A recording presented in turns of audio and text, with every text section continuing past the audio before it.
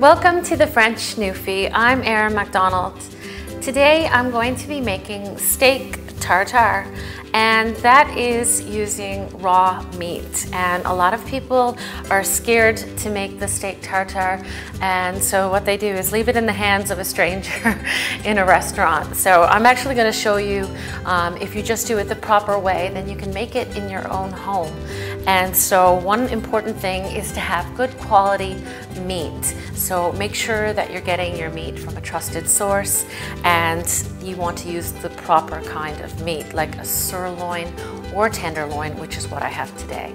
And you don't want to keep it at room temperature for very long. So this has come straight out of the fridge, and what I've done is just chopped it and cubed it.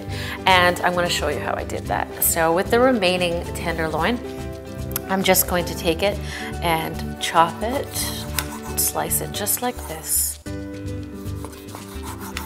couple of pieces.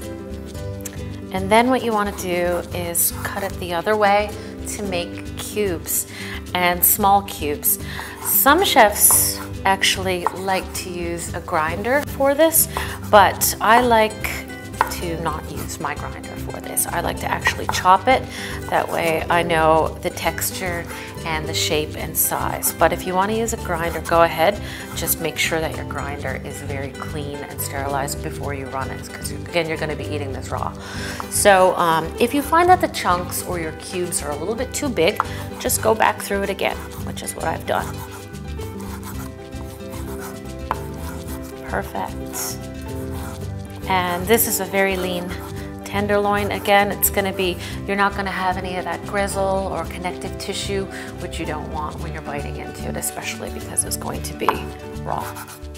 So there you go. This is all done. And as I said, I have chopped some up earlier. So now we're going to get it into our bowl, just like that.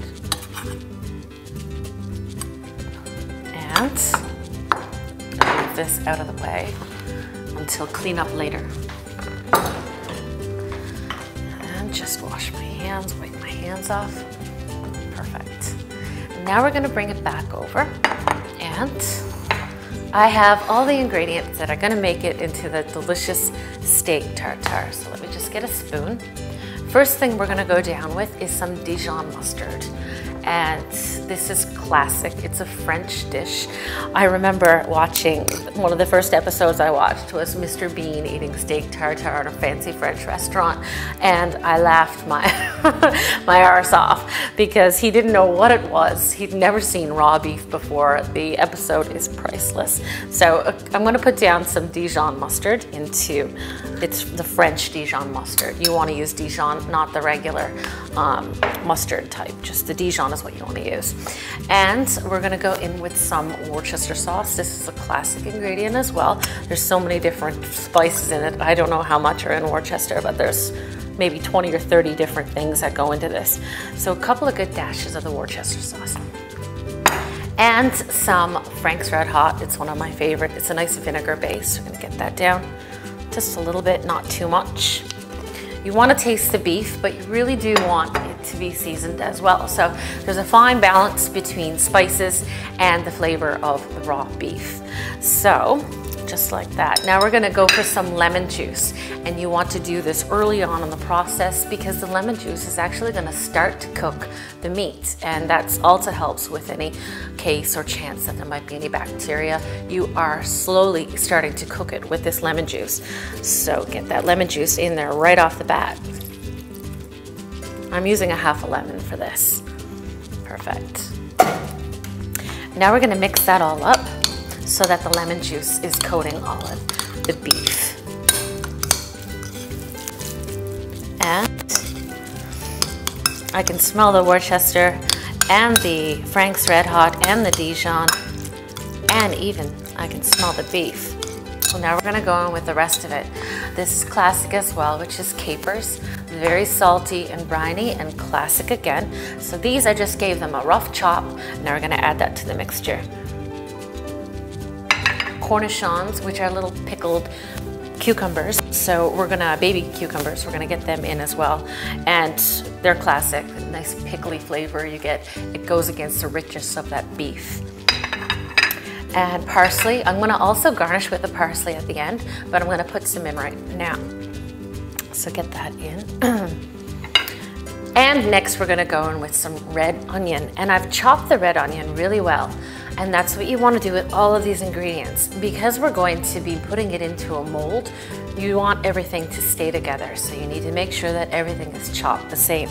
So get all of that red onion down inside, just like that. And some nice fresh cracked black pepper. You want that taste of the pepper to be going through your beautiful beef steak tartare. And a good amount of pepper down in there. Perfect. And make sure that everything is mixed in really, really well here. You want, with every bite of that steak tartare, you want to taste the cornichons, you want to taste a little bit of that salty caper, you want to taste a little bit of the parsley, the lemon juice. You want all the flavors to be coming together and burst into your mouth. And you can see that the raw color of the beef is not that bright red color anymore, which is very important as well. You want your meat to have that nice bright red color.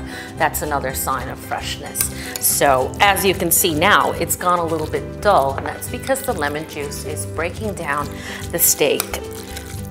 And give it one more final twirl. And now we're gonna bring it over our plate for plating. And a nice white plate. You always want to have a nice white plate for this. So this is going to be the star. It's going to be right in the middle. And I have one of these little molds, and they're great for the steak tartare. I hope that you have one if you're going to make it at home. If not, they're so dirt cheap. So just go out and buy one if you plan on making the steak tartare at home. Now we're going to take our beautiful steak tartare and get that into the mold. Just try not to get it off into the plate. And if you do, you can always recover after and just clean up after.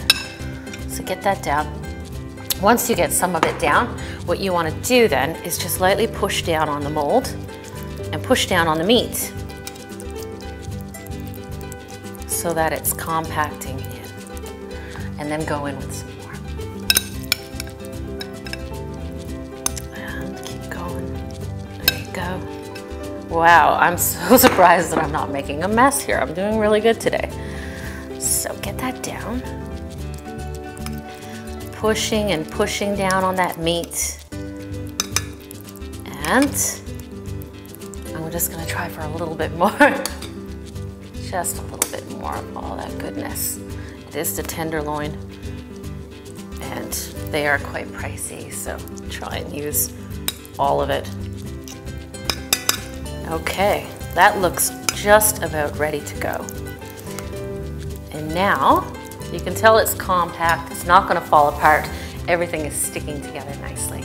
And then just take your hand and haul up on the mold.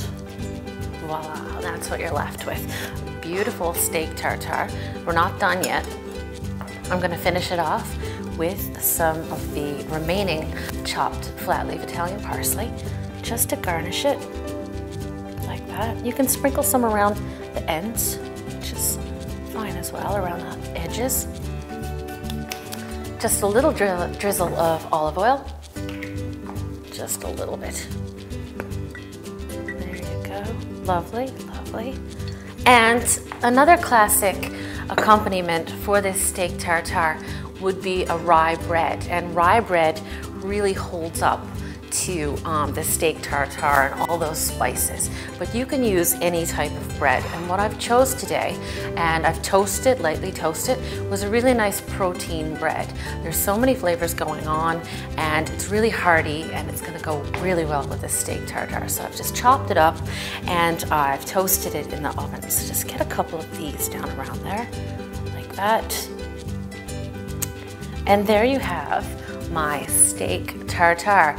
I hope that you give it a try. It wasn't that intimidating, and it's not just for the experts in the restaurants. You can do it yourself. Enjoy.